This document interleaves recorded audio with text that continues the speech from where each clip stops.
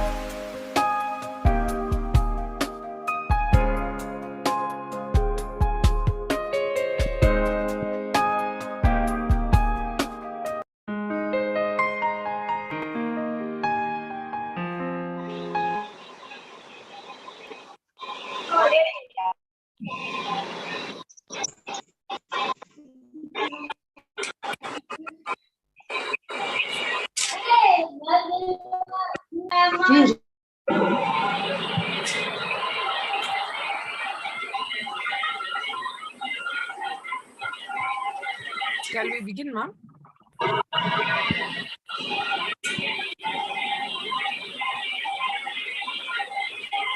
Sir, please mute all. Yes.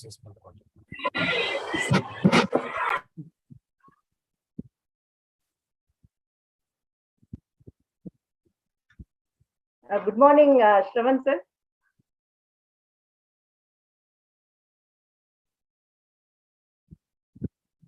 Shravan sir. Can you hear me and see me? Yeah, sir. Your video is off, sir. Now it's visible, sir.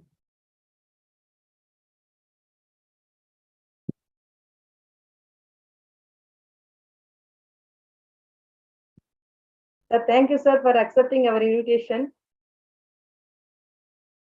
Shravan sir. Can you hear me again? I think I'm losing out on you. We can hear you, sir. Okay. Can you see me too? No, sir. No, Can you sir, switch it your on? video isn't visible.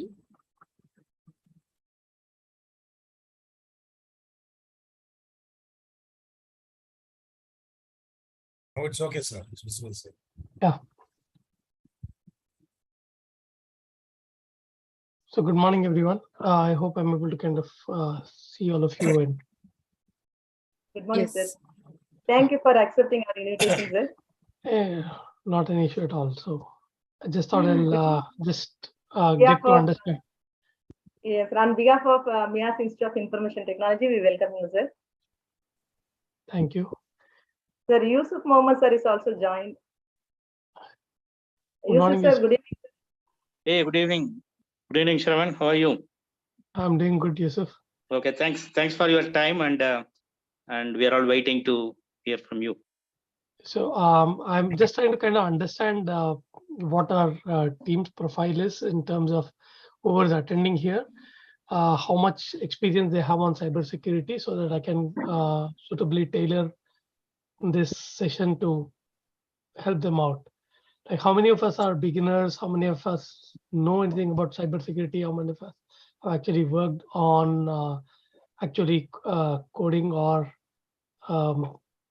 have done configurations, installed VM and or a Docker image and worked on it? Or do we have a complete profile, or is it like everybody is pretty new?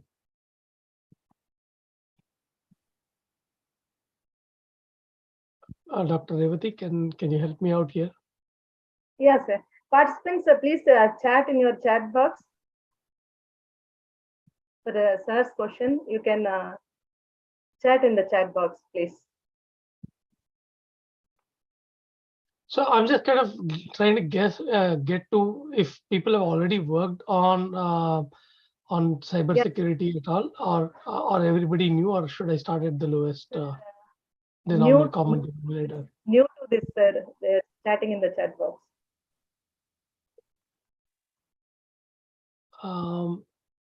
Okay. If people are new, I'll just kind of I'll have to possibly start off with a one-on-one kind of an overview. I was hoping they can space this into 3 different parts. One was basically a quick review, and I thought I'll jump down from a quick review to what's happening in the industry today and what are the trends that are going to come in the future. So I'll focus a little bit more on the basics, and then I'll kind of continue to progress from there on. I hope that's okay for everyone.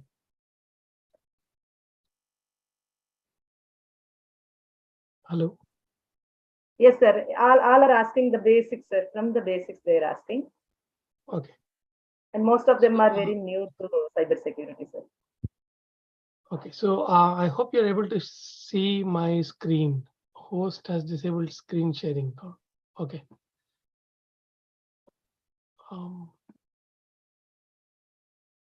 Sir, now you can share your screen. Yes.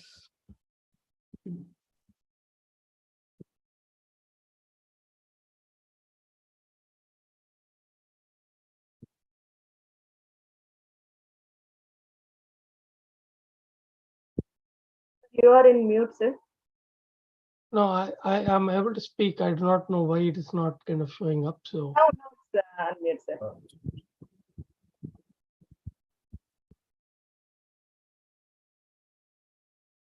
I'm going to share. I just say, it says I have to give access to Microsoft PowerPoint. So we made you co-host, sir. You can just share your screen. Oh, it looks like I'll have to quit and reopen Zoom because it's not allowing me to share. I'll just join you back in a minute. Sorry Okay, to keep you guys waiting.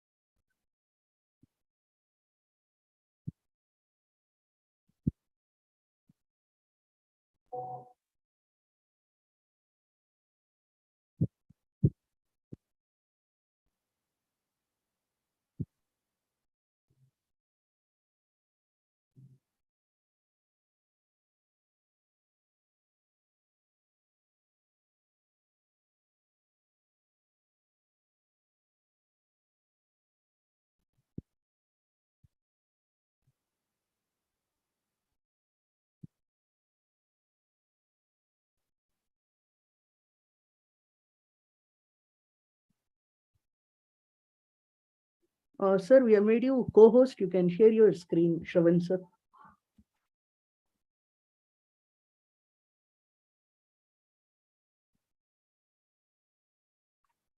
Shravan, sir, can you hear us? Please unmute, sir. Can you hear us? Yeah. Can you see me now and see my screen share? No, sir. We cannot see your screen share. Yes, sir. Now we can see. Yes. Okay. Now it's visible, sir. Visible, sir. Excuse Good me, evening, sir. everyone. Shravan, sir, we just have some formal proceedings. Sorry to interrupt, like a prayer and a welcome. Can we begin with that? And can Absolutely just not 5 an minutes? issue at all. Okay. Thank you. Thank you. Assalamu alaikum and a very good evening, everyone. Welcome back. This is day 3 of the 5-day online international faculty development program organized by Miyasi Institute of Information Technology. Today's topic is cybersecurity. A little about our institution. Miyasi Institute of Information Technology is located in Chennai, Tamil Nadu. It was established in 2002. It is accredited from AICTE and it is affiliated to the University of Madras. Miyasi Institute of Information Technology is an independent standalone institute offering MCA program exclusively. This is also a co-educational institution and has 120 students in each batch studying MCA. That's about Miyasi Institute of Information Technology in a nutshell. Without further ado, let's begin the program. I quote, "You don't have to be great to start, but to be great, you have to start." Let us start great by invoking the blessings of the Almighty. I request Mr. Mohammed Gauss, Assistant Professor, Miyasi Institute of Information Technology, to recite the prayer. أعوذ بالله من الشيطان الرجيم بسم الله الرحمن الرحيم أرأيت الذي يكذب بالدين فذلك الذي يدعو اليتيم ولا يحض على طعام المسكين فويل للمصلين الذين هم عن صلاتهم ساهون الذين هم يراءون ويمنعون الماعون صدق الله العظيم. Thank you, ma'am. Thank you, sir. I now request Ms. Shaista, Assistant Professor, Miyasi Institute of Information Technology, to welcome the gathering and introduce the resource person to us. Assalamu alaikum and good evening to everyone. First of all, I would like to express my warm welcome to the delegates, staff, and the participants. I heartily welcome Mr.Sravan Desikan on behalf of Miyasi Institute of Information Technology. I am incredibly thankful to you for accepting our invitation, sir.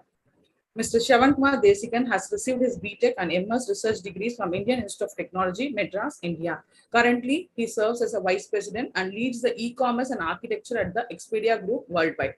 Mr. Sravan has been active in core technology, security, and forensics in his career. He has worked and built the lead security platforms and contributed to the NVD, OWASP, and MIT RE, and has been a leader in cloud security for over last 20 years. His experience varies from silicon to enterprise, and he has worked across securing and protecting assets devices for various organizations as a consultant. Thank you. Thank you, ma'am, for that warm welcome and a crisp introduction. Now we are ready to proceed. Over to you, Shravan, sir. Good evening, everyone. I'm glad to kind of be a part of this team and hoping to share whatever I know, whatever little I know that from my experience with cybersecurity.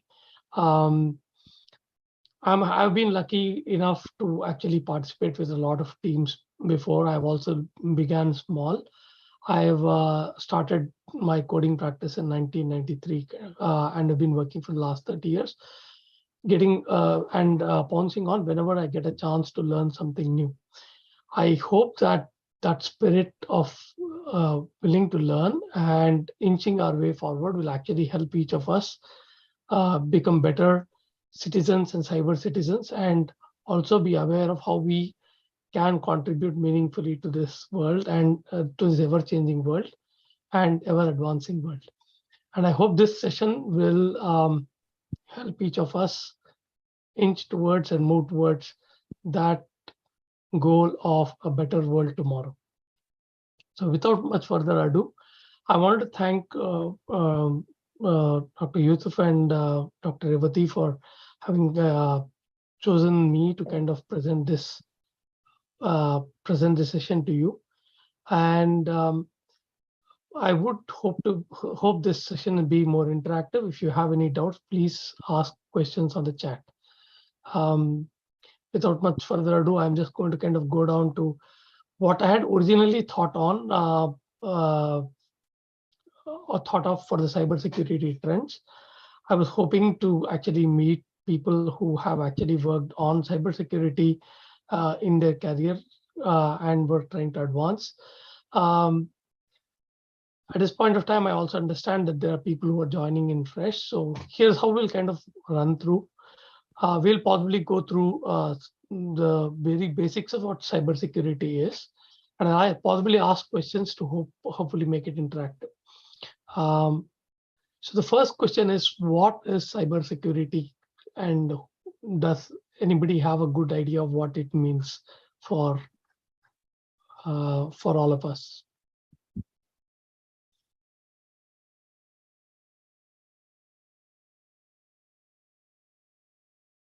I'm just looking at the chat. I'm just hoping that somebody will answer something there. If feel free to go ahead and type whatever you know.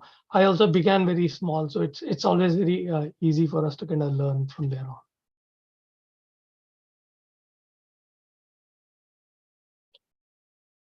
So I have security in web from Kalaivani.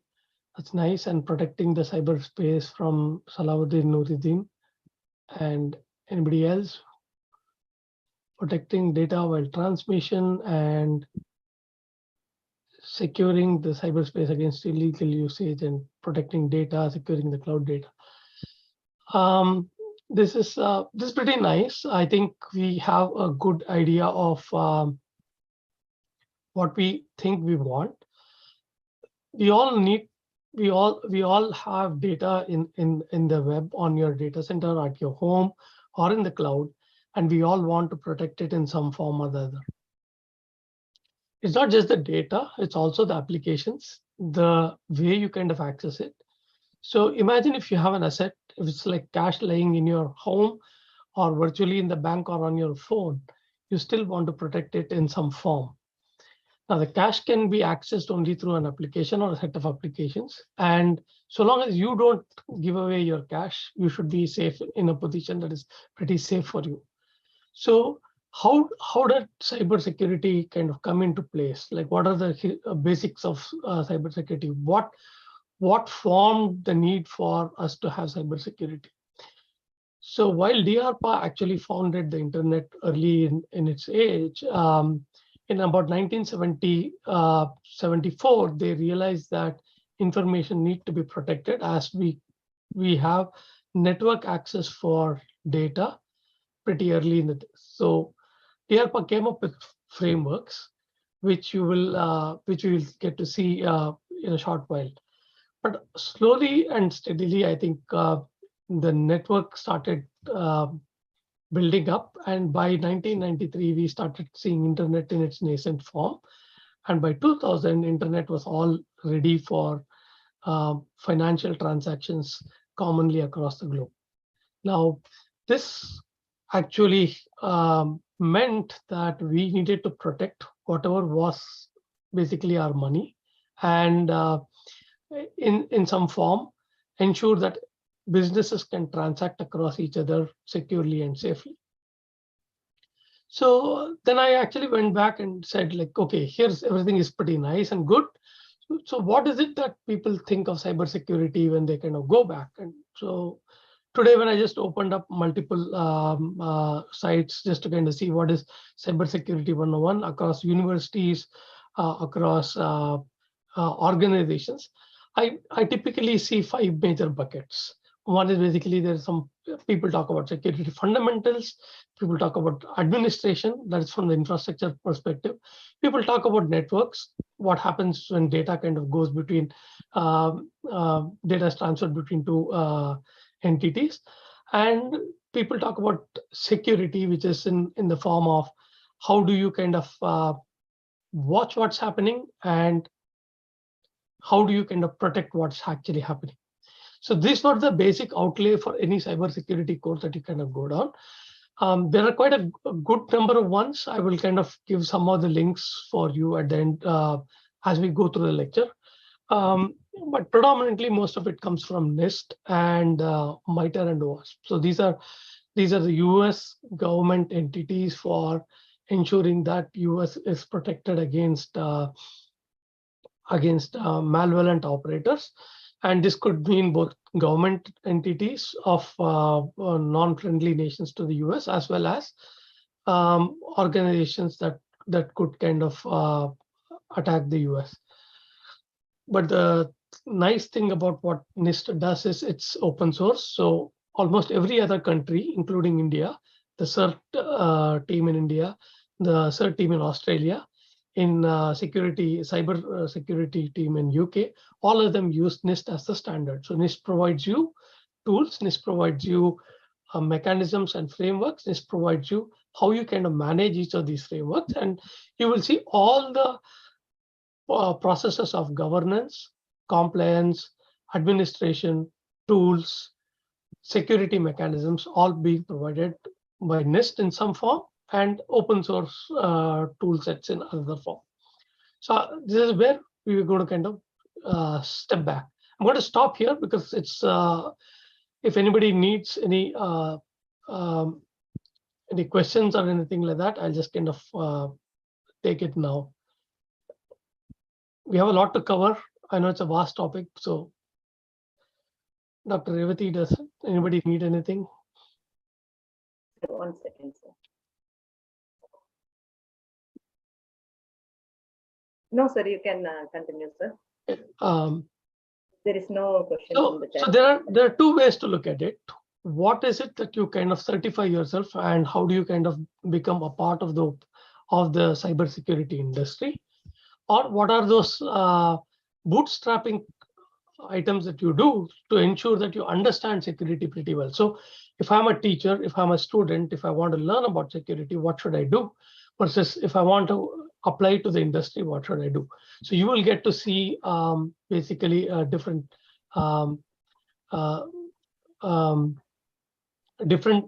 tool sets and kits. You will see the CISSP, the CCNA, this is co-certified networking authority, the CompTIA security, Azure security, Google has its security and things like that. And you can land up being a security specialist, a forensic specialist, a penetration tester, a cryptographic analyst, a malware analyst, and things like that. So each of us actually work on different portions of what we call our domains. So you can be a manager, you can be a specialist who actually works on protecting different kinds of things. You can protect applications, you can protect assets, you can protect your people who are writing applications, and we will understand what it means to kind of run applications in a pipeline. So this basically means once we kind of had a look at what is bootstrapping, this which is what you see here, and what are the different paths available for you and across those different domains, we just go down to kind of each of those particular areas, saying what do you do in each of the domains. So what is security? What are security concepts? So how many are you all familiar with CIS by any chance? CIS and DAD? Have you ever heard of that, the CIA framework?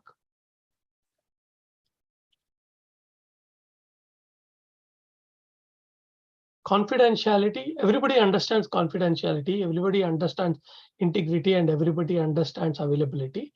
The exact opposite of confidentiality, integrity, and availability is basically called DAD. DAD is denial. DAD is basically denial of a service. Integrity is basically an attack of a service, and confidentiality is actually disclosure. So if I am trying to protect some information that is private to me, whether it's my bank account or the money that I have in my bank, or the transactions that I do across on my daily basis, if those get disclosed, then the confidentiality is lost. And integrity is when you actually have a particular value, and every transaction is correct, honest, and can be traced back. Now, if you tinker around with any of these things, then the integrity of the transaction is lost. Now, similarly, availability, we've heard of denial of service attacks, which is the most common thing that actually happens in the industry. So if you think that I want to go and log into SBI or any bank like HDFC or something like that, on a day-to-day basis, I'm doing my operations, I expect it to be available. I expect it to actually hold my money intact, and I expect it to allow me to transact when I need it. Now, denial of service basically is when an attacker actually only attacks the HDFC website. It doesn't get access to my data. It doesn't tinker around with whatever is there inside my bank accounts, but he effectively prevents me from actually accessing a particular service. Maybe like I want to look at my bank account, maybe I want to transfer money to my mother or my parents or something like that. If that happens, then I'm being under denial of service attacks. So if you go back here to this portion, confidentiality, integrity, and availability are the fundamentals of what is called a CIA triad. And a DAD, the disclosure, disclosure and denial is basically the exact opposite of what you want to work with and against this. So having said that, every security actually has to go through different kinds of management framework. We'll kind of come down to that. You will see how we actually govern it, what is compliance, what are the ethics that normally govern security, how does government actually kind of work with ethics, what is security documentation, who documents it, what happens in a pipeline. So normally people think that security basically means there's a production system and everything runs on the production system. If I secure the production system with an infrastructure or firewall, I'm done with it. It is not so. How do attacks still happen? How do ransomware happen? How do threats still kind of take place? How do you kind of identify each of those threats? How do you model them? And how do you mitigate them? And what are those practices that you take care of? So they all boil down to basically some sets of awareness, some sets of training, some set of knowledge about what happens in the entire ecosystem. I can actually jump down to show you here as to what it actually happens. So if you actually look at it, you actually have lots of endpoint devices. This you will find in the Microsoft reference architecture as to how cybersecurity works. When you go down to an industry, when you are in the industry, you normally get to see people having access from an endpoint. These could be either authentic users or vendors who are basically trying to access the system legally, and sometimes people who want to kind of invoke with malfeasance, want to kind of invoke access to your network and security. So when you kind of work with it, you will actually see threats coming from these players.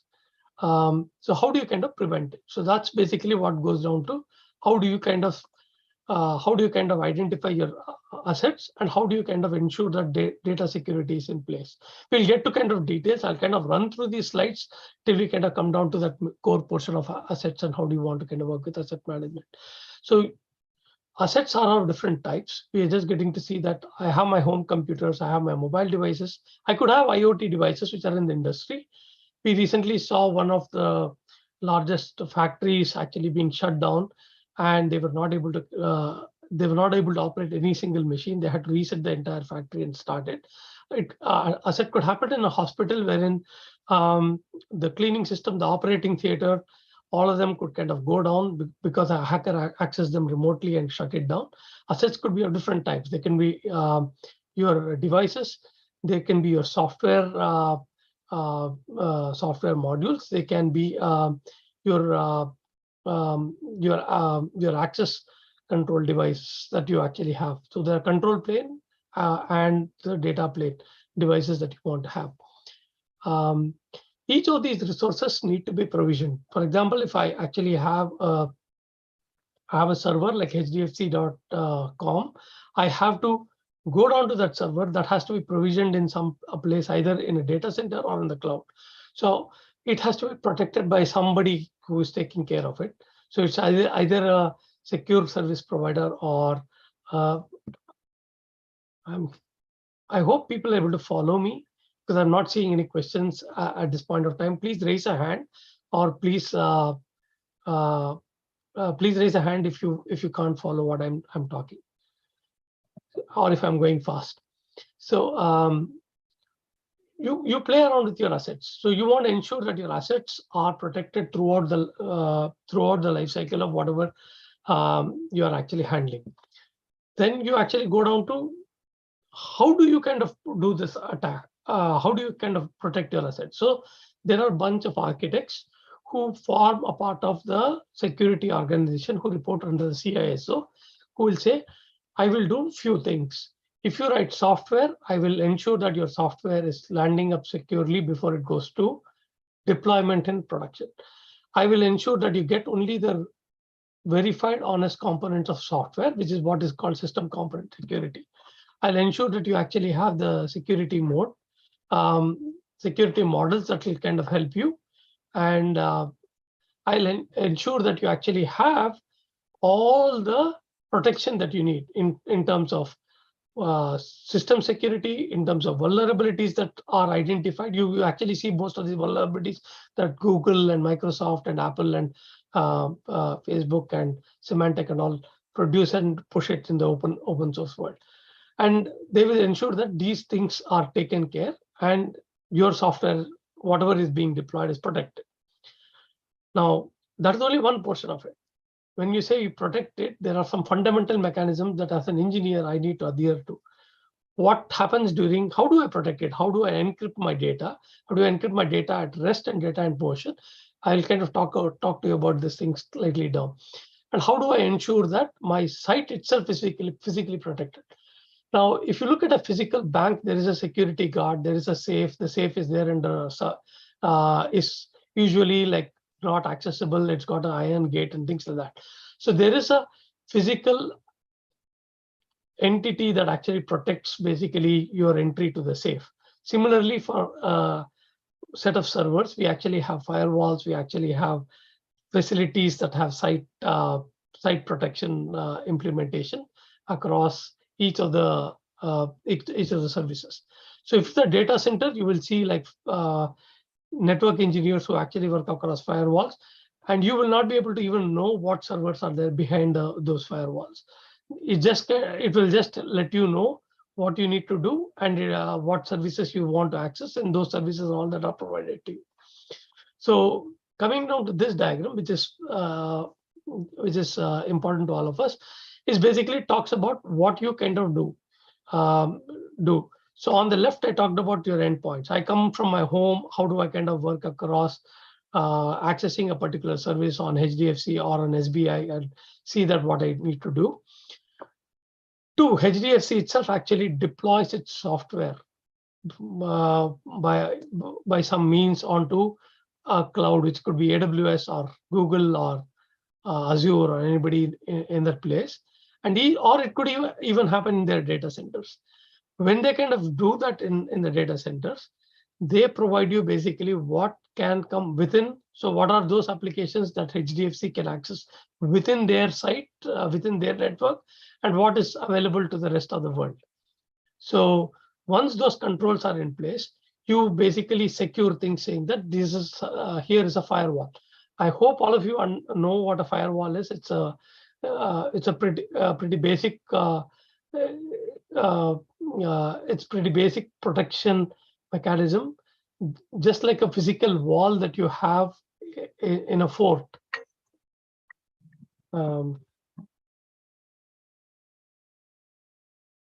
Just like a physical wall that you have in a fort. So a firewall will basically help you identify, protect basically your assets behind, your servers behind the proxy that you normally handle to. Apart from that, you actually have to have your own set of rules. You have to work across how, who, what is going to be protected. So we'll kind of go down to that portion, which is basically how, who, what. So you say that I want to protect everything behind the firewall in terms of communication and networks. Communication is, we just talked about two things. One is what is extranet, what actually happens across your network, and what happens even within your network. So suppose I work in an organization, I'm working in a bank, and I am able to deploy a particular piece of software. I should not have the access to see everybody's bank accounts in my bank just because I am an employee of the bank. There'll be only some dedicated set of users who can actually access some particular portions of accounts. Even the CEO of a bank should not be able to kind of access everybody's data. So how do you do that? You actually kind of work across your channels and say that here's what all I need to do. Here's how I define my network components. So these network components, only the following people will be able to access the following things. So we'll kind of go down to that thing and say, how do you kind of identify those particular portions? So first portion I was talking of was called access control. Access control is basically about identity and network.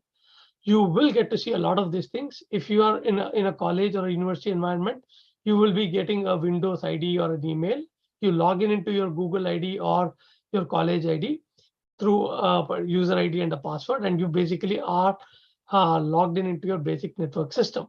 Now, your identity controls anything that you can do within a system, but there are a set of rules. Those are identified both as access control. They say like these rules typically say what each particular role can access. It doesn't mean that I have to go and say like Shravan will go and access this. Dr. Revati will go and access this. It's basically saying all staff who belong to a university can access these particular modules. So those are basically a role-based access. Those controls are given. Applications are given control to what those particular roles will do. And each software you can actually, or portions of software you can actually access based on what particular roles you have. So we talked about asset protection, which is basically what are your assets? Your bank, for example, your account, your balances, your transactions are all your assets in some form or the other. If it's a physical library or something like that, your books could be your assets, your transactions, your library cards could be an assets, even people could be assets, CDs could be assets and things like that. When you protect something, you need to identify what you're protecting. You need to identify who is accessing that to which you are protecting and how those things are being accessed. So there are multiple ways of doing it. So first you get your access control in place. We will then you actually have your asset protection mechanism in place, and then you actually do something called matching both these two things. So you actually work with new security operations, which will come down to, but in traditional security, we said that there are a bunch of rules through which we will access it. I'll come and touch upon this slightly later. And then last thing is you actually have governance today. Previously, this governance was all managed by one small set of teams saying, I would take care of everything for you end to end. You don't bother about security.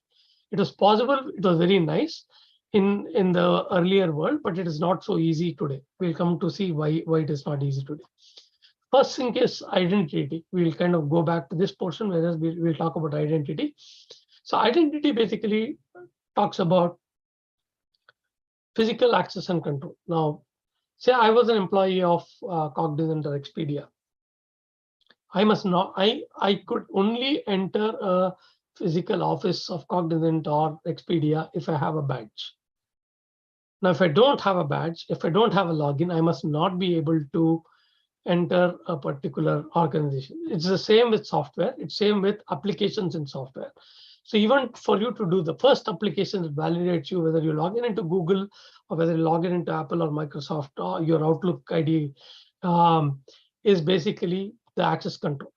It first identifies you, authenticates you. Authentication happens in multiple ways. It's a simple user password, which is not very secure because people can know your password, people can look at your password. So cyber security mechanisms are there to protect it. So they came up with multi-factor authentication. So the simplest is two-factor authentication. When you say, I'm trying to log in into a bank, it will give you an OTP and say, can you kind of verify that you are the person with the phone who can log in? Now, OTP is not good enough if you work in larger companies like Apple or Google. There are multiple more mechanisms for you to do. So there are biometric authentications, specifically if you want to enter a production service data. There are multi-factor authentications in the form of secure identity, physical keys, which are called like UB keys, with which you, if you only possess that key, if you have a biometric identification, you can go and unlock a particular resource. Like I cannot enter a room in a data center in Google or in Apple or any place if I don't have that second or tertiary mechanism to do the authentication. So for this, identity needs to be a service. This is a very critical service and it cannot go down at any point of time. So I'll kind of, I cannot overemphasize on it, but this is the core of everything that you want to do in security. So when we learn security, when you kind of possibly download a version of Linux that I'll kind of talk to you and then say you want to play around with it, or in Microsoft Windows, you want to kind of run Docker and identify what you want to do, you will see how to work with the identity service. Possibly I'll give you a link as to how you can set up your own mechanism and learn from there. And once you have this authentication, you have to have authorization. So the difference between authentication and authorization is like this. I am Sravan Kumar. I'm an employee of Expedia, or I was an employee of Cognizant. I could log in. Now, does that give me permission to go and look at everybody else's salary? The answer is no.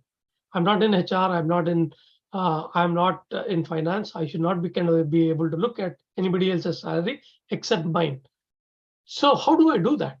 I'm authorized to do certain things, that I'm authorized to look at my own individual salary, but I'm not authorized to look at a bunch of salaries other than mine. So once you're authenticated, a service goes and says, fetch salary, which says fetch salary of mine. It'll validate and say, okay, there's a permission that's given. It kind of comes back. And if that authority says no, you're trying to access somebody else's salary, it just stops there and says no. So how does this work? It works with things called tokenization. We will have to learn tokenization in a deep dive. This is not in this session, but I'll hope you will get to learn tokenization as you play around with systems in place. So I've come up to cover some very basic stuff till now in terms of telling you one of the most important things, which is identity. If you know identity, most of your problem is predominantly solved. If you do not know identity, then the rest of the things become very difficult. So you can see here, Azure Active Directory kind of is the first portion for you to kind of work with identity, and then everything else kind of follows after that. If you do not have that identity, you cannot do. So when you want to play around with cybersecurity, be sure to learn identity very well. The next thing is threats and vulnerability management. How do you model a threat? How do you manage a vulnerability? Now, this comes from the infrastructure perspective. So the first portion we touched was identity authentication. The next portion we are going to touch is basically what happens in an infrastructure. So suppose there is a site like cognizant.com, and Cognizant has given Amazon or Google, or Expedia has given Amazon or Google that particular site to be hosted. Now, what all do I need to do? How do I make my site secure? How doesn't somebody else kind of come and put his own application in my site? These are things that we need to kind of think about. How do you kind of ensure that you build basically tools with infrastructure so that people cannot build anything that they want anywhere that they want. So for that, there must be a set of authorized users. There must be a set of authorized service providers. There must service providers like Google, Amazon, Azure, or basically data centers that we have like Rackspace, who can actually, or Rackspace on the cloud, who today, I think in India, Airtel and Vodafone also provide these kind of services, who say that I can host whatever you are having on my network. Go to IDK and say, I can actually go and host it on my network, and they'll provide you this particular service. So when you look at these people who provide that service, they also have to provide it with security. So we've come up to a portion wherein we said like, okay, I'm trusting you to kind of do everything for me. So what do? I build a firewall, I do some basic threat modeling, and I'll give you a report. And I say, everything is looking nice. So cognizant.com is a safe for you to kind of work. However, as things improved, as the people started moving into multiple ways of how you kind of work, this model, which is called a classic approach, wherein you put everything behind a jail and say everything will work and is safe, is no longer valid.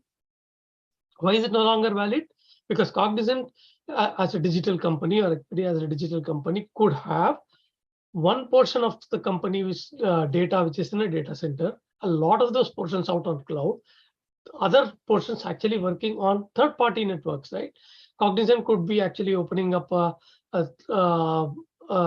software lab with Google, or a software lab with this. Expedia could have a partnership with, say, Amazon, and we could be actually opening it up. So when that thing happens, how do you manage your assets on your data center, which was traditionally you logged everything, and how do you manage things across outside, which was away from you, but still you need to manage your business assets, right? So these are how those two different strategies. You will see like there are business assets and assets everywhere. So you have to do something called zero trust. Zero trust was given by NIST. Zero trust came as a portion for us, all of us, to kind of ensure that every application that I do, I will not trust what's actually happening. Every time you kind of access an application, I will see if you are really the person who needs to access what needs to happen. So every activity that you do will be validated in some point without losing your latency, or without breaking any latency, or without losing time, telling that, okay, someone is allowed to access this, someone is allowed to access this, and somebody else, please go ahead and give it to Shravan. It's not like I will give it to Shravan, it's always somebody else who go and give it to Shravan. It's a small but quick data set that actually kind of goes through. That is why it's called just in time, just enough access with risk-based adaptive policies. So once you do this, you are protecting your assets from the rest of the team. So once you do this, to do this, each of us need to kind of learn some very basic stuff. So when we kind of go here, we say, I want to learn security assessment and training. So I will give you a link for SCST, which is very important. Basically, what happens when you want to actually test your software security, what happens in a pipeline, and how do you collect data, and what audits does your infrastructure team and your security team need to do before they say your applications, whatever you wrote, are good to go. Okay. So here is a very typical standard way of what we were looking at before here, right? We said that we had a very legacy and a zero trust mechanism of looking at it. Yesterday's world, I would have had only one login for me, and I would have been accessing only one item in the whole ecosystem. But in today's world, everything is interconnected. I don't have to log in from if Cognizant made an acquisition, or if I work with a particular partner, I don't have to keep logging into that system. You might actually see this single sign-on working across for your insurance today in your today's world. Like you just go from your office login, it just directly goes on into your insurance. You directly go from your bank, it automatically transfers you to another credit card entity, which you don't even know is actually happening. It's happening very smoothly. You go to PayPal, it transfers you to the bank. It comes back. You try to pay your bill. So these things happen because there is a trusted, verifiable partner on the cloud who will help you with some basic set of policies to ensure that your data is secure when it is at rest. That means even when you are actually logging in, your credentials do not actually stay with your full username and full password. You see your password being encrypted, right? Even your username is encrypted. If you try logging into a bank, you will get to see that two things happening. So this happens because there is a policy that says that username and passwords are privileged entities. So you just need to ensure that they work in this particular form. Now, how does somebody, once I encrypt in the other world, like I logged in with my email ID in PayPal, how does my bank, like HDFC, know that I am the guy and actually requesting it? Because everything is encrypted between PayPal and HDFC. So there must be a policy. There is an identity, adaptive identity management that happens between HDFC and PayPal, which says that I will allow these things. This is how the keys are going to be exchanged. And I will tell you what actually happens for you to ensure that this signed identity belongs to Sravan Kumar Desikan only and nobody else. So once that thing happens, it will be, PayPal will say, okay, I can access this account, I can do the payment and come back to my my Airtel and just say my payment is made, something like that. So if I start with the use case on Airtel portal, I go to PayPal, PayPal connects to my bank, comes back to PayPal, PayPal pays back to Airtel. So all these things happen seamlessly for all of us. But to imagine that if I'm an Airtel employee writing some software, trying to kind of say, I will work with PayPal, I need to kind of take care of a lot of things. What are those things? All my modern imperatives. So we'll kind of go down to how those operations work. So my operations have to kind of think of a lot of things. What happens when changes? Like instead of PayPal, I start ordering another couple of networks. I directly add a bank. I directly add SBI to pay me, or this Paytm or UPI or any new entity. How do I kind of handle it? what happens to my physical and personal security? Who is going to kind of come back and trust? What happens if the third party bank is still using old software? How will I allow them to kind of access, or will I not allow them to access? What do I have to do?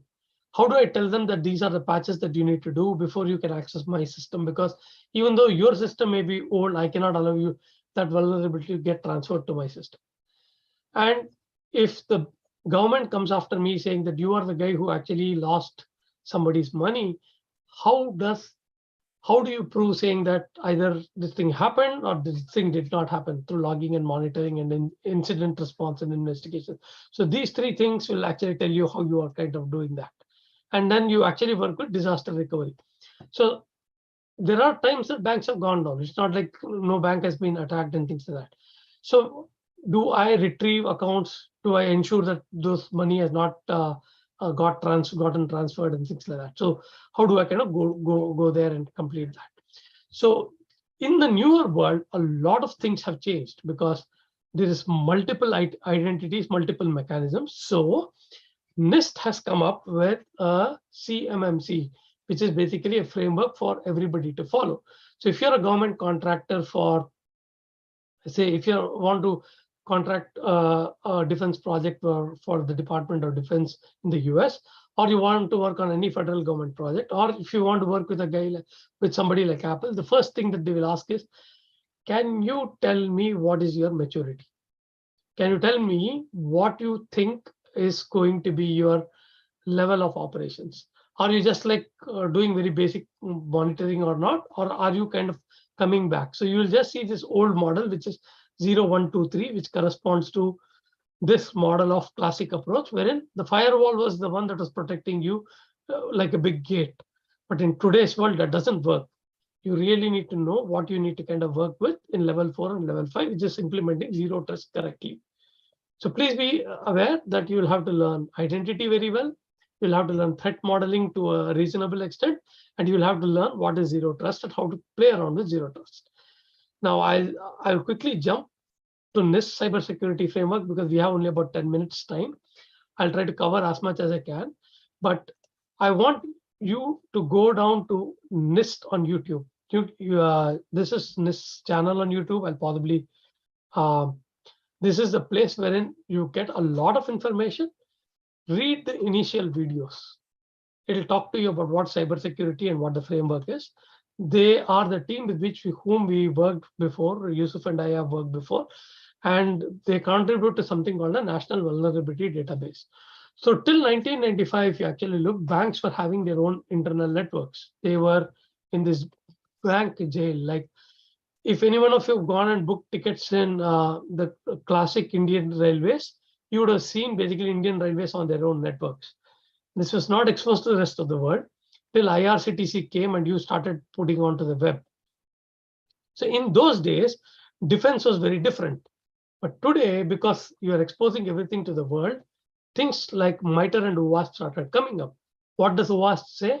They say these are the, you take an old bank software and put it onto the web and you make it into a web-based architecture, then you are bound to have a lot of security holes. So therefore, you have to focus on how do you identify your threats, how do you start your protection mechanisms, and once you think that your protection mechanisms are in place, what do you do to detect new and unknown data? How do you kind of identify anomalies? Because there's nothing like 100% protection. Then if that anomaly were to occur, you should plan before as to what you want to respond. Whom should you communicate? What analysis should be done? And how do you mitigate it? This happens in very commonly across today's world because we see multiple ransomware attacks or multiple sites that keep going down. So previously, until an attack happened, nobody was bothered. But today, as an attack happens, we have a 24-hour window before we kind of try to recover what we want to ensure ability to kind of come back to normalcy. So max is 24 hours. People try to kind of come back much before that. So this is the core of this security framework. Please go here. Please read the very basic framework. Please see the cybersecurity framework. That will give you a good idea why you are there in cybersecurity. They will again emphasize on identity and access management. They will emphasize on infrastructure security as a core, and then they'll emphasize on how do you kind of work with threat models. Now, this is all about how you kind of protect it from an external world. But if you're a developer, right, what actually happens? Why are you not seeing anything from a developer perspective? Where is Docker? Where's the Linux OS that I promised and things like that, right? We'll kind of quickly go to that too. So here is what you have to understand very clearly. People will get confused about this, but this is a very, very important model of what CMMC versus DFARS versus FAR. FAR was the original regulation that came in 1974. It was to protect networks across the world when banks and airlines, you remember airlines was still using a network to kind of do a booking. Hospitals are still using their own network. So at that time, the US government had FAR in place. Now they have the new DFARS, basically, which actually includes a lot of internet and digitalized economies damages in place. So if you are a company that says I want to work on a project, every organization will ask, can you tell me what is your state of DFARS? So the difference between DFARS and CMMC is pretty much this. They predominantly do both similar practices. Like you do quality as a practice. I think most of us are very familiar with quality as a practice. Security as a practice is what happens in DFARS and CMMC. So in CMMC, the primary difference between CMMC and DFARS is, in DFARS, it is internal. Like I have my own organization which says, here's the checklist. I keep going and doing all these things. I have all these things. I've told my developers have attended training. There's some small team, a red team, which kind of comes and verifies everything is running okay and closes it out. Whereas the CMMC is a maturity and a certification model. It comes and tells from saying, I applied Palo Alto Networks, I applied Mandiant to come and tell me how secure I am in terms of how mature I am in terms of my security. What processes have I documented, followed, everything? I might have said in my checklist I'm doing it, but can you really evidence it and see or not?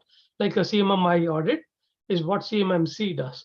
So it is very important for us to understand these two things when you go to the industry, that if you want to understand CMMC, you know that there is somebody else who's going to come and do an audit. But if you want to work with a good organization, you better be DFARS this even before you go to CMMC. So how do you kind of work with this? Go back to NIST. NIST is your motherhood of all the places. They tell you what you need to do. So if you start with this thing, you will kind of work with everything. Then you can read about CMMC, but you have to implement DFARS. This is what it is. I hope this is again clear. This is the premise into which we will actually run cybersecurity with. There are the basic challenges in cybersecurity are now from a developer.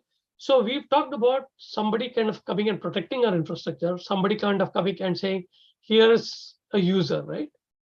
But a majority of us are engineers, we are developers, and we actually kind of do some code. What is our contribution to the entire ecosystem?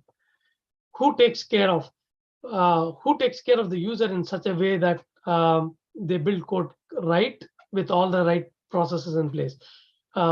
My security team can come and say, Sravan, you have to have this two-factor authentication, you have to have this RSA token and all those things, and you can go and do the code. But what if my code is bad? Here's something that we all have to think. So that's where the pipeline comes into place. A pipeline is basically a set of how you build software, right? Starting from your tools to how it actually kind of gets deployed in production. Let's take an example of a simple site like I want to build a site like yahoo.com, which mail.yahoo.com. So that means I must have a backend mailing application. I must have a backend search application for a mail. I must have a backend application that lists mail and keeps things in place. I must have a login and authentication. I must have a third-party interface for you to kind of come in and get an identity. And most of all, I must have a mechanism to kind of play around with my mail, right? So there's people who write different portions of the mail. Somebody writes the search bar. Somebody writes how your mail will look and feel. So they give the good UI to the particular Yahoo mail. Somebody says, I'm going to only model the advertisements that come on the right. Somebody says, I will ensure that if you log in into any login.yahoo.com, I'll help you kind of come down to this place. So each of these applications have to work together. So who does that? So when you enter the organization yahoo.com, this is what happens. Yahoo says you have to use the following tool sets only. I'll give you Eclipse. I will give you Sonar. I'll give you Sonar Cube. I'll kind of give you a Concourse as a pipeline. You have to use only this set of tools to kind of build your software. So the code will be there in Git. Here are the standard libraries which are secure that you can use.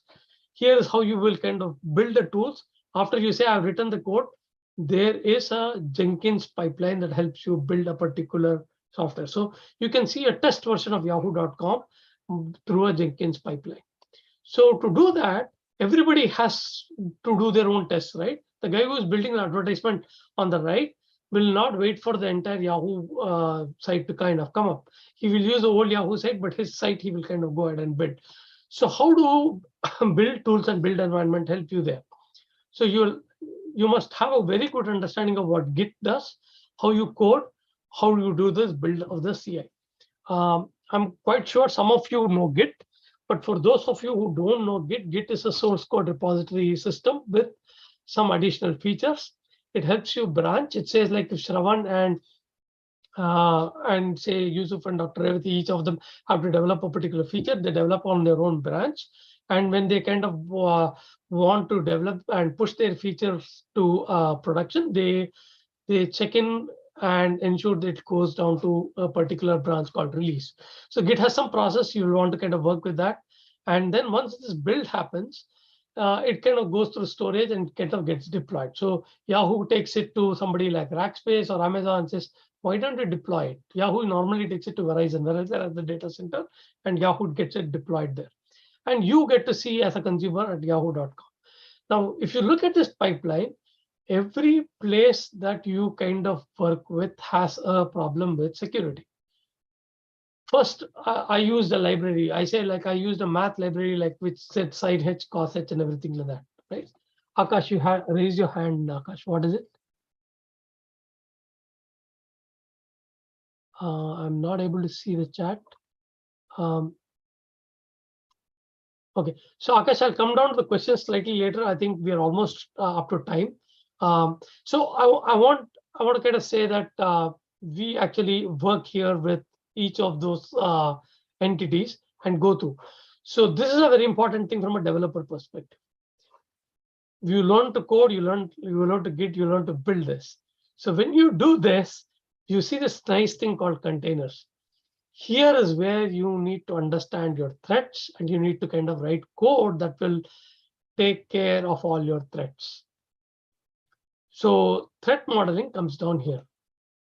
So I've actually put some of these things. These are basically places that are in California that actually kind of works for. So so this is a place wherein you actually talk about threats. I can actually directly jump down to the reference architecture, which talks about threats. Maybe okay, I'll possibly kind of run through trends now, unless you actually have any issue because it's for want of time. So today we actually got to see a basic things, a set of items on how cybersecurity works. But what are the trends that are happening today? Like when I'm sitting in 2022, some of the companies are on cloud. Some companies are still having their data in data centers. Some companies are still in a very traditional model of saying that I'll only provide you a third-party tool. You have to use this particular tool to kind of run in your industry, right? So when you open up your entire network across the premise, you actually have to respond to what is called an attack surface expansion.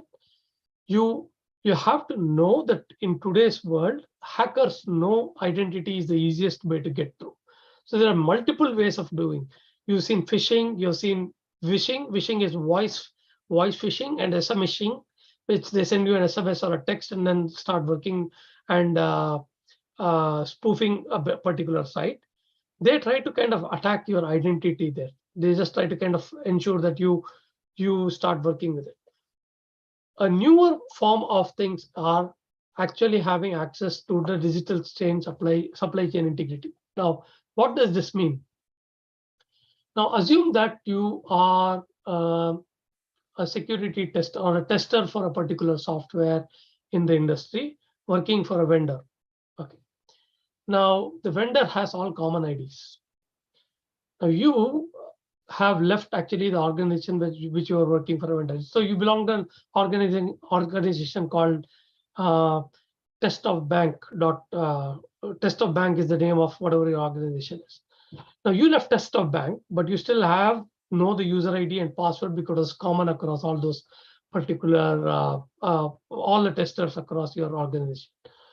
Now, when you go to the bank, you can still log in the Test of Bank after you kind of come out, and you can disrupt the digital supply chain by actually writing wrong code, because you are still having access to entity that you're not supposed to have access. For the bank, it thinks that you came from Test of Bank. It does not kind of confirm whether you have had an integrity or not. So just by using an expired credential of yours in your former organization, you can disrupt what is called a digital supply integrity. This is one of the most common threats that is kind of coming across in the industry today. You've already seen this in the last few years. Attack surfaces have already expanded in the last, from 2020, ever since people started working in home, people started spoofing usernames, trying to kind of attack from home, trying to kind of see what's happening through a man in the middle attack and things like that. So how are organizations responding to it? So they are doing something called vendor consolidation, cybersecurity mesh, and then they are using machine learning. These are very, very interesting topics. I'll just leave you at this thing today, and I'll kind of talk about how do you kind of, if these things have to happen, if you want to do vendor consolidation, you want to do cybersecurity mesh, you want to use machine learning, and you still want to maintain your digital supply chain integrity and protect your identity and ensure that your surfaces are not attacked, you need to reframe your security practices.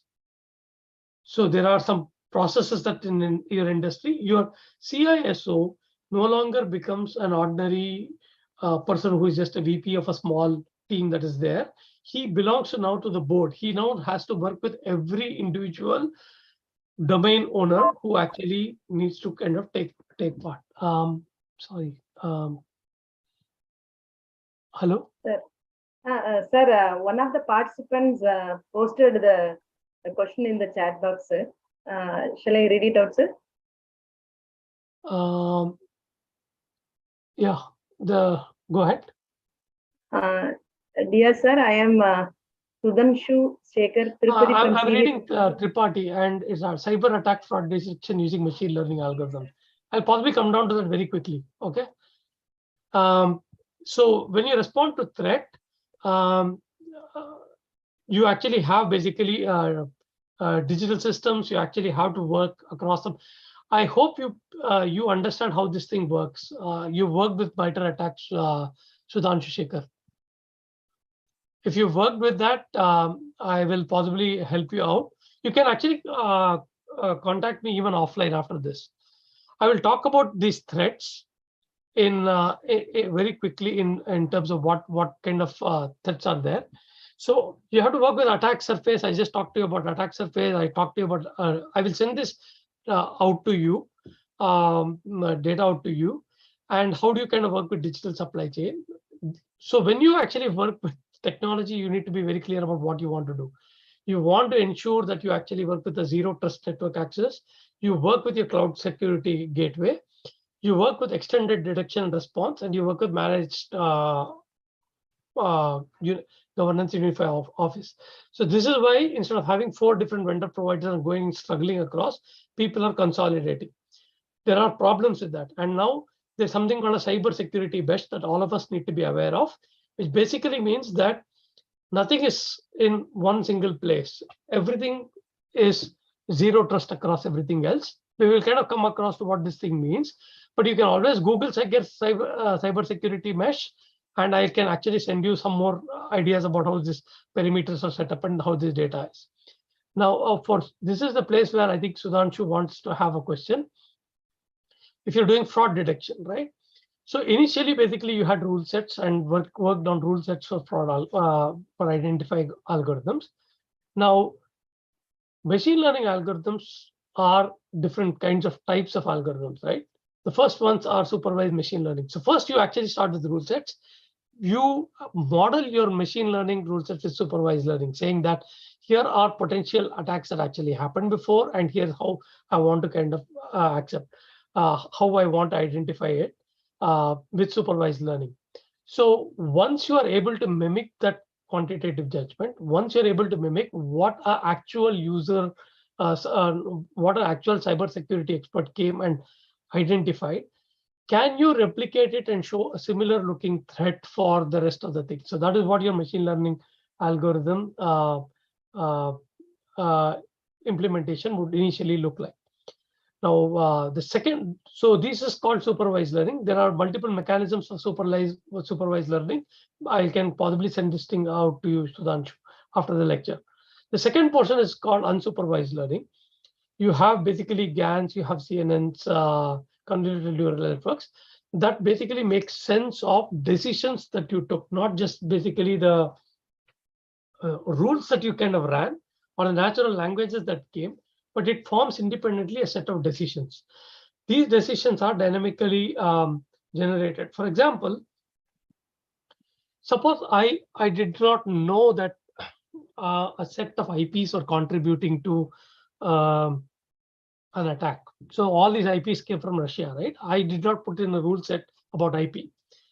After some point of time, when you start grouping it, when you normally do k-means or you kind of ensure that I start grouping it, the supervised learning and the unsupervised learning will be able to say that here is a pattern that you need to look at. Have you looked at all data that's coming from Russia or from this set of IP? Do you think IP is a factor for you or not? For that, there are multiple mechanisms. You have to learn CNN, you have to learn GAN. We can actually kind of work across data sets that are available. NIST actually provides you data sets. The Open ID group also provides data sets for that. We will kind of come down and touch upon that. So once you do that, then you can actually kind of dynamically adapt. So in the second level, what you're doing, you are mimicking exactly what a human tries to do. You are helping a human rethink and ask him a question saying, do you think IP addresses from Russia are a problem? Or do you think geography is a problem? Do you think these bunch of IP addresses are a problem? Do you think these sets of bunches of IP addresses are a problem? Things like that will start coming out when you actually start working with machine learning, which you won't have initially thought of. Now, a second such mechanism is basically behavioral based. I'll give you a good example of one of the customers that I work with. When we began, purchases were very simple, right? Somebody came and bought something in an e-commerce site and went back. But after some time, we realized that a person directly logs in, purchases and goes. Person logs in, purchases a bunch of items and goes. There is absolutely no user experience or interaction in that person's behavior. And then we start flagging it for fraud, because we see those cases start coming out for fraud. How do you know that? Because the amount of time that you spend, you did not even look at whether you are buying basically a gold chain or whether you're buying a computer or a laptop. You just went, bought a laptop and came. A laptop search should typically take you about 20 minutes. A hotel search should take you about 30 minutes. If you're doing anything much faster than within 20 seconds, then there's a problem. So these things are behavioral. These things start only coming when you actually make predictive decisions. This comes from learning from what a security expert would have said up front. And they go into something called a GAN. So we will kind of come down to that. Sudhanshu, you can touch base with me after the call. So this is how those security practices are there in place. I can probably go down to where this data is available. It's available both in NIST. It's available in human-centric design in OpenID. It's available in across the security groups that Apple, Google, and AWS actually kind of give it to you. Okay, so you can look up even Microsoft's threat management solutions, and I can actually kind of give you across what you want to do with zero trust architecture. Anybody else has any doubts, or is there?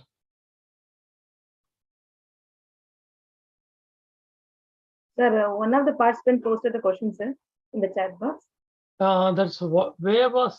Why was there a cyber attack on the pipeline? Okay, I'll give you a quick example of a cyber attack on a pipeline. Okay, you should Google up SolarWinds problem. Okay, it's a very simple attack on a pipeline. Okay, SolarWinds is a software that everybody uses for after authentication to ensure that you are a genuine user. You kind of come back and everything in your network is safe. Now, when somebody built a particular set of bank software, like saying like I want to kind of work with this particular bank, I use a set of library. I could have used a library like log4j. This is also one of the things that you would kind of come across. I use a log4j library, and I built code. The code went into Git. Everything went. Nobody identified it during this pipeline. Pipeline, basically, you look at this entire thing as a pipe, right? I started off from writing code using Eclipse or something as a tool, plus given some libraries like log4j to be used. I used all those things, built nice code, and then went in. I ran the code, built it, pushed it into Git, saved it there. Git had a process. Somebody came in, ensured that that code gets built, verified, and pushed in. Nobody caught it here, even in SolarWinds, in the pipeline, and went directly into the consumer. Once it goes into the pipeline through that end, then you have this problem. It is gone, and entire of your data is now exposed. For the hacker, he needs to know the vulnerability before you do. If he knows that SolarWinds has a bug, before you can fix it, if he can fix it, then he has access to the data. And then basically all these three things get disturbed. The CIA goes away for you. The confidentiality of your data is gone because it will be disclosed. Your data can be found. I wish I had some time to talk about dark web. How do you kind of work with the Tor browser and things like that? But maybe that's another session. It's not for today. So you need to understand that data can be tampered once it kind of goes beyond your regular infrastructure, and then it kind of works from there. I hope I answered your question, Kalai Selvi. What about evil twin phishing? Okay. Okay, phishing is a separate topic itself. Phishing, you have to kind of go back to behavioral analytics as to how people do. There's a small training module, I think, available both on NIST as well as OpenID that talks about how these things work. I want you to kind of go through that. It talks about how you kind of attach and attack a emotional bond for security. How do you kind of present hurriedness, and how do you spoof a particular mail ID before you kind of close things out. So I can come with very similar looking networks like go0gle.com. I can come with an email ID like that, and I can present you a site which is very, very close to what I think all of you know phishing, but I kind of present it. There is always a sense of urgency. There's always a sense of vagueness that is coming from the data. Nobody will ask you to click from an email and directly go to a website. They say you have to please go and verify your own thing.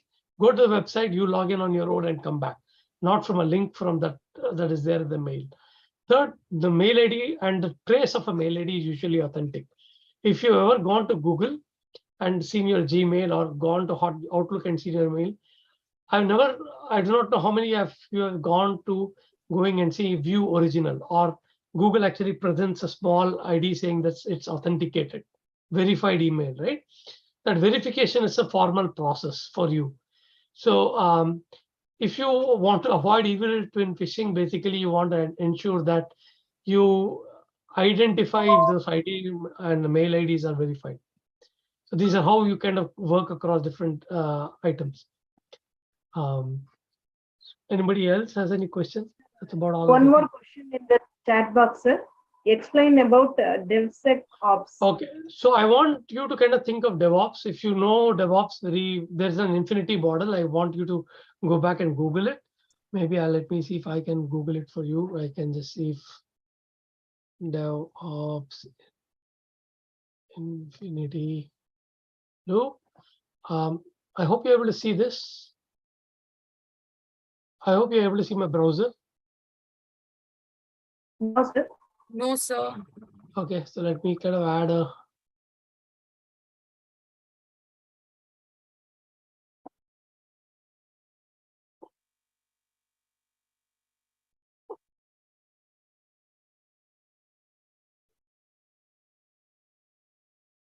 This is the infinity from DevOps. I just taken it off Google. You can also kind of go through this. Now, if you look at this cycle, right, of DevOps, everybody knows these things. Saying, I go and build. Say, suppose I want to build a bank site. I cannot build everything in the bank site, right? I want only build the header.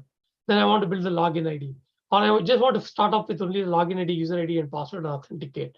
Then I want to add the ads, right? So when I build, I start off with very basic development. I say my first version of check-in into Git will give you login and user ID. This is all it will give, nothing more than that in the first sprint. So from build, you kind of go down from your code, you will kind of go down to build. From there, you will test your code. You'll do unit test and then say, okay, I've done my unit test. Can somebody else take it and test it from there? So once the checkout is done, there's a CI system that will actually do the build. The CI system is typically like Jenkins.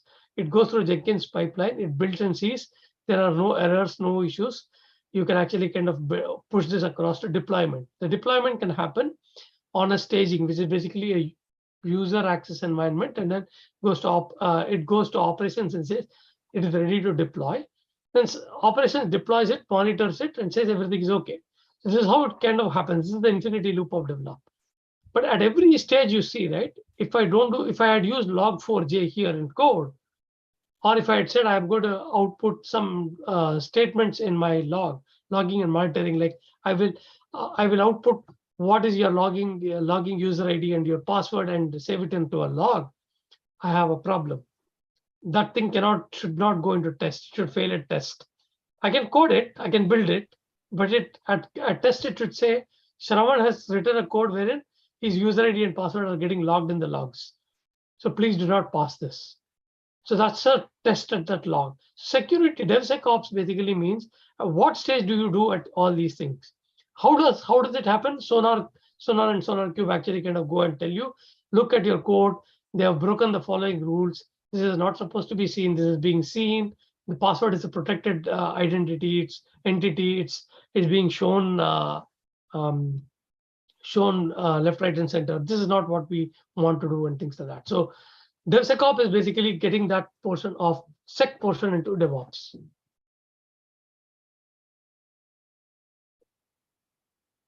Is that understood, or do you need some additional?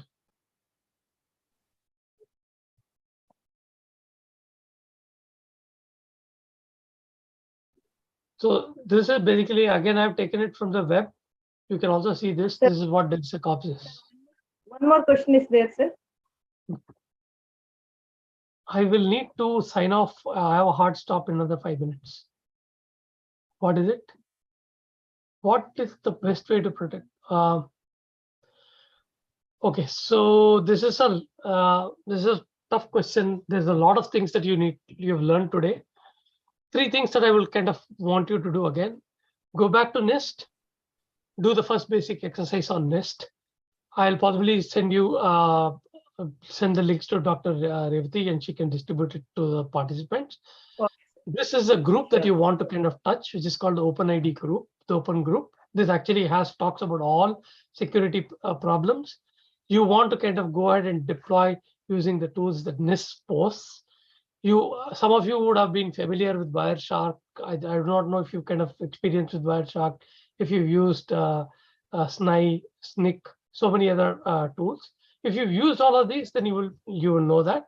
But to protect your data, you need to protect data at all levels. You need to protect your data at rest, which is basically first encrypting your data in your database, ensuring that everything that you put is behind a firewall, it's encrypted. You don't send any data that is not encrypted. Second is, if you want to send data, it goes through only through a trusted token. Two, there is a role-based access and a policy that governs how and who you send data to. And finally, it is every one of them actually runs to some form of zero trust. That's the best way to have a protection against cyber attacks.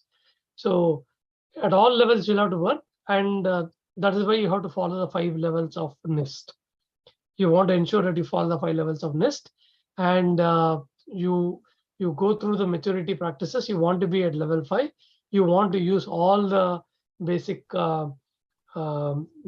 basic mechanisms to ensure that you actually have good technology in place for you to run.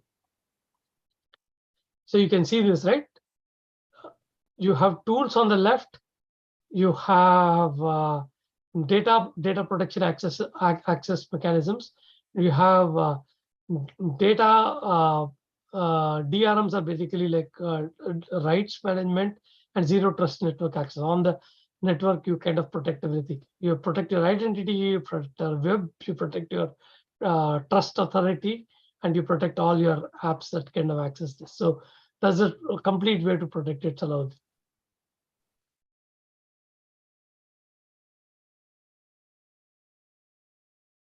Anybody else has any other questions?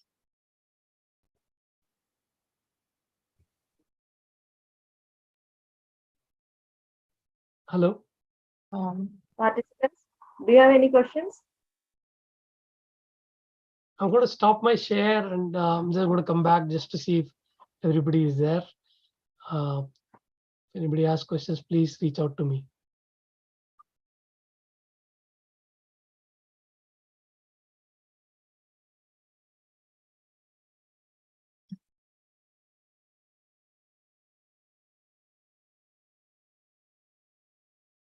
That's it. I don't think Thank so. you. There are any more questions, sir. Thank you for being very, giving a lot of details, and thank you for addressing all the queries, sir. It was a very, very informative session. Thank you so much. Thank you. Thank you, Sravan. Yeah, I felt it was like very fast, and I could not kind of. I wanted to kind of have a quick workshop kind of a session for each of us, but I'll send you the tools for you to kind of work with, and maybe that will help each of. We would like to have more sessions in future, sir, your sessions. We'll work out our timings, and then we'll see how I can help you out. Thank you. Okay, sir. Thank you, sir. Thank you so much. Thank you, sir. Participants, we have posted the feedback link in the chat box and in the YouTube live chat. Kindly fill it. E-certificate will be provided only after attending all the 5 days of the FDP. The feedback link will be available for 10 minutes after posting, and it will not be sent in the WhatsApp group. So kindly fill it here. Thank you. To place our gratitude, I call upon Mr. Veera Nageshwaran, Assistant Professor, Miyasi Institute of Information Technology. Good evening to everyone present here. On behalf of Miyasi Institute of Information Technology, I would like to propose the vote of thanks. First of all, I thank our management for encouraging in conducting this faculty development program. I also would like to thank our Secretary Janav Elias sir, Executive Committee members of MIIT, Convener of MIIT, Director and Head of the Department for their support and giving this wonderful opportunity. I place my sincere gratitude to our speaker of the day, Mr.Sravan Desikan sir, for making the excellent presentation and engaging us throughout the session. I am sure your insights on cyber security has been very useful and informative for our participants. Thank you, sir. Thank you very much. I also thank all the professors and participants from various colleges and universities across India for taking their valuable time and ensuring their presence here. I extend a heartfelt thanks to our organizing team and non-teaching staff for all their support. Thank you. Thank you to everyone. Thank you. And thank you from my side for actually patiently listening to this and asking those questions. And it's been a nice interacting with all of you. And I hope we will have more informative sessions shortly. Thank you. Sure, sir. Thank you, sir. Thank you so much, sir. Thank you, sir. Thank you, sir. Thanks a lot, sir. Thank you. Thank you. Thanks a lot, sir. Thank you, sir. Thank you. Thank you.